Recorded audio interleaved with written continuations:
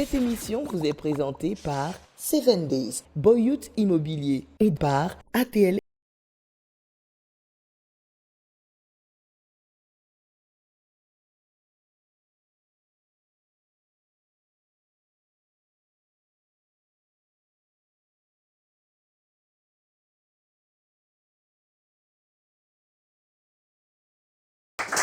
Salut à tous et à toutes, bienvenue dans votre émission Professeur Auto. C'est toujours un énorme plaisir de vous retrouver dans votre émission préférée, Professeur Auto-École. Car ici, dans cette émission, on essaie tout simplement de consolider vos acquis, vous permettre de comprendre les éléments. Si vous êtes actuellement à l'auto-école en train d'apprendre les codes de la route, on essaie donc de vous envoyer là où il faut à travers les leçons du jour ou bien évidemment les rubriques telles que le panneau routier du jour, les erreurs à ne pas faire, on freine sur ça, et une capsule présentée par Mathis. Au menu de cette émission du jour, on parlera des ronds-points, on va atterrir ensuite dans le panneau routier du jour, la vitesse maximale obligatoire de 30 km/h, vous comprendrez son importance. Vous aurez droit d'en connaître ma voiture, les causes d'un radiateur qui chauffe. On va atterrir dans la rubrique à ne pas faire parce qu'il y a des erreurs qu'il ne faut pas faire. On parlera aujourd'hui de rouler avec des pneus différents. On va terminer avec notre ami Mathis qui va aborder un thème très important dans cette émission. Il s'agit des sens giratoires. Installez-vous, chers conducteurs, chères conductrices. L'émission Professeur Auto-École reprend ses droits. C'est parti.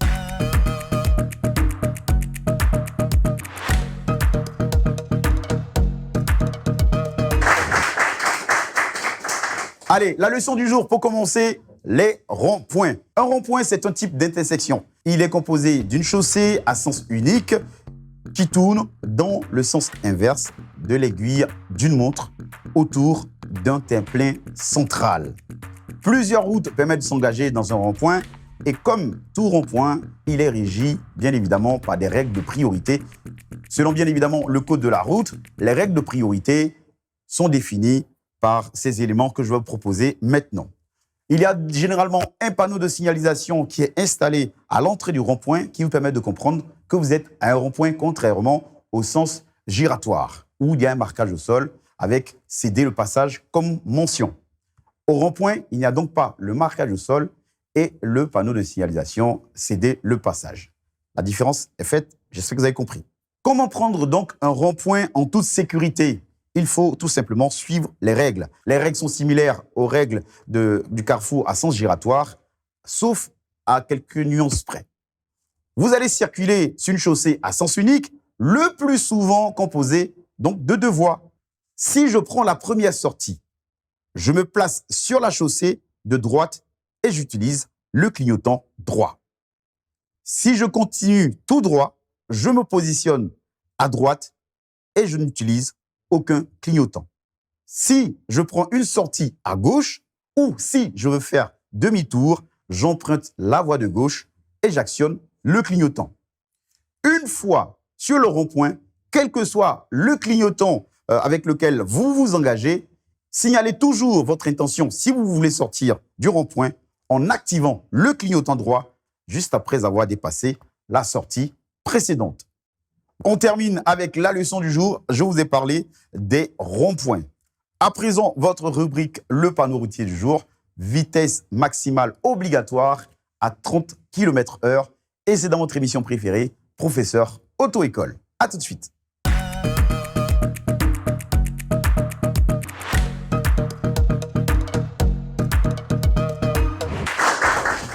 C'est le moment de parler du panneau routier du jour. Aujourd'hui, c'est la vitesse maximale obligatoire de 30 km/h.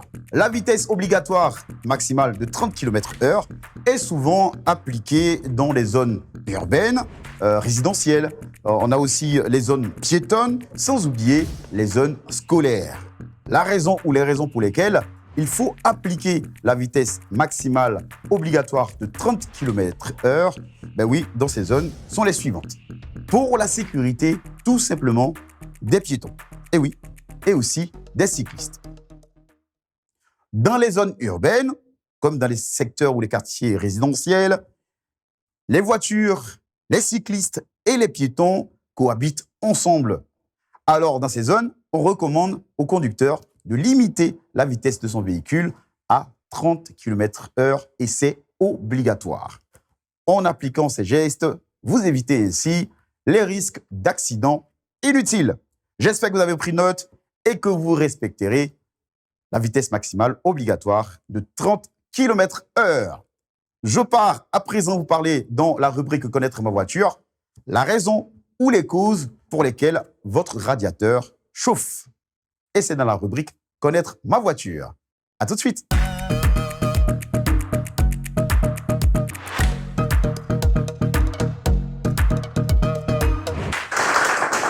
C'est le moment de vous permettre de connaître votre voiture. Souvent, vous posez la question de savoir, mais pourquoi mon radiateur chauffe?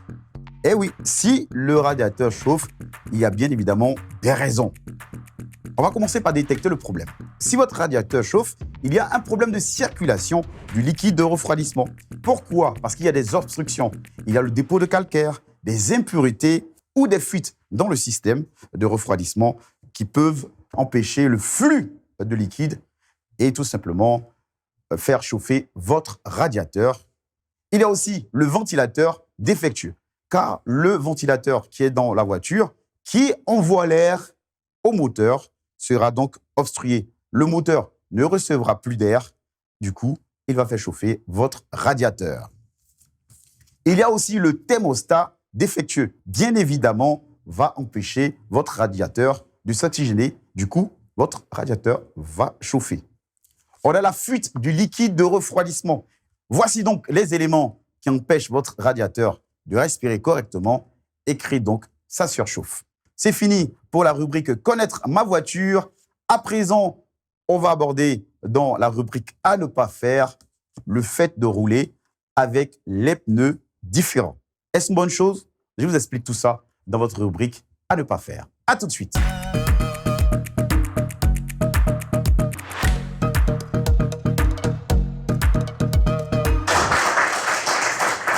L'avant-dernière rubrique de votre émission préférée, Professeur Auto-École, c'est la rubrique « Les erreurs à ne pas faire ». Aujourd'hui, je vous parle de quoi? Rouler avec des pneus différents. Pour tous les véhicules à 4 roues motrices, il est conseillé, il est même impératif d'avoir les 4 pneus identiques à tout point. 1. Même marque, même modèle, même marquage, même technologie, la même dimension. Même indice de charge et même indice de vitesse, tout simplement. Pourquoi? Car vous respecterez mieux votre voiture, elle se comporterait ainsi mieux sur la route. Il est aussi important de noter que des pneus différents par leur structure, leur construction, leur poids, leur hauteur en gomme peuvent entraîner une différence dans le nombre de tours. Au mieux, vous perdez en efficacité ou tout simplement vous cassez votre différentiel. Il est aussi important de noter que si les pneus sont différents, alors il peut arriver comme ça la perte de contrôle de votre véhicule. Il y a aussi l'allongement des distances de freinage, car les pneus ne freinent pas de la même façon, sans oublier une perte d'adhérence de vos pneumatiques. Il est donc important de rouler avec des pneus conseillés par le constructeur. Allez, c'est la fin de votre rubrique à ne pas faire. On a parlé de conduire une voiture avec 4 pneus différents. Tout de suite, la capsule, on freine sur ça. Avec Mathis, il nous parle du carrefour à sens giratoire. Et c'est dans votre émission Professeur Auto-École.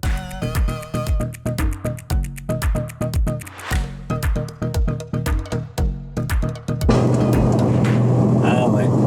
David, ouais. Ça c'est quoi? Ça c'est quoi ici? Sens giratoire, oui, c'est ça. Sens giratoire. Sens giratoire. Ouais, bon. Tu sais que c'est la même famille que les ronds-points. Non, c'est la même famille que les ronds-points, mais on prend pas. D'abord, on prend rond-point, c'est pas comme ça qu'on le prend.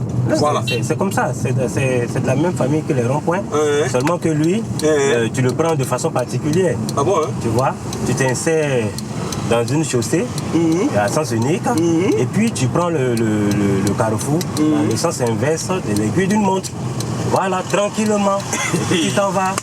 Entre-temps, il ne faut pas oublier qu'il y a certains qui arrivent, mais qui ont la priorité. Ceux qui viennent dans une chaussée quelque part à droite, là-bas, là, ils ont la priorité. Donc il faut tenir compte d'eux. Il ne faut pas faire du n'importe quoi.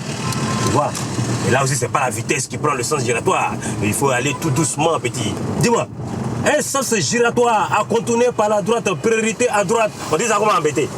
Quand il est chanté, tu dois attendre. Il est prêt à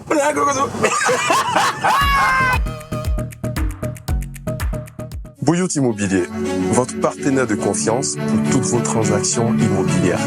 Que vous souhaitez acheter ou investir, Boyout vous propose des projets sécurisés avec des promoteurs qualifiés, capables de réaliser des projets qui dépassent vos attentes.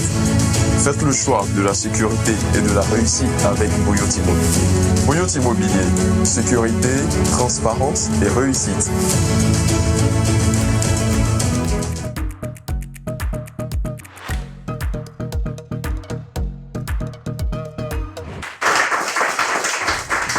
C'est toujours un plaisir de passer ces bons moments avec vous dans votre émission préférée, Professeur Auto-École. J'espère que vous avez pris note. Aujourd'hui, on a eu à parler dans la leçon du jour, tout simplement des ronds-points. On a atterri au niveau du panneau routier du jour. J'ai parlé de la vitesse maximale obligatoire à 30 km/h. Dans connaître sa voiture, je vous ai donné les différentes causes qui poussent votre radiateur à chauffer. Il y a eu des erreurs à ne pas faire, où j'ai parlé aujourd'hui de rouler avec différents types de pneus sur votre véhicule. On a terminé avec notre ami Mathis avec sa capsule. On freine sur ça. Il a parlé d'un carrefour à sens giratoire. C'est tout, votre émission préférée, Professeur Auto-École. Chers conducteurs, chers chauffeurs de Gbaka, soyez très prudents sur nos routes et surtout, parlez de cette émission autour de vous pour inciter les personnes à mieux comprendre les codes de la route. C'était Jack Bauer, je vous souhaite de très bons moments. Ciao, ciao!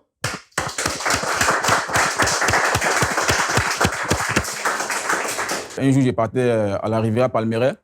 J'avais emprunté un taxi et arrivé à un rond-point, c'est-à-dire un sens giratoire, notre chauffeur qui était censé laisser le passage a emprunté le sens giratoire sans respecter le panneau stop qui était là. Et il a fallu avoir un accrochage avec le véhicule. Et c'était vraiment très compliqué. On était obligé d'interpeller le chauffeur pour dire qu'il n'avait pas la priorité. Et vraiment, ça m'a vraiment interpellé sur les différents codes de la route. Alors, il est très important pour nous de suivre et de respecter les codes de la route pour éviter tout accident. Voici un peu l'histoire que j'ai vécue. Donc,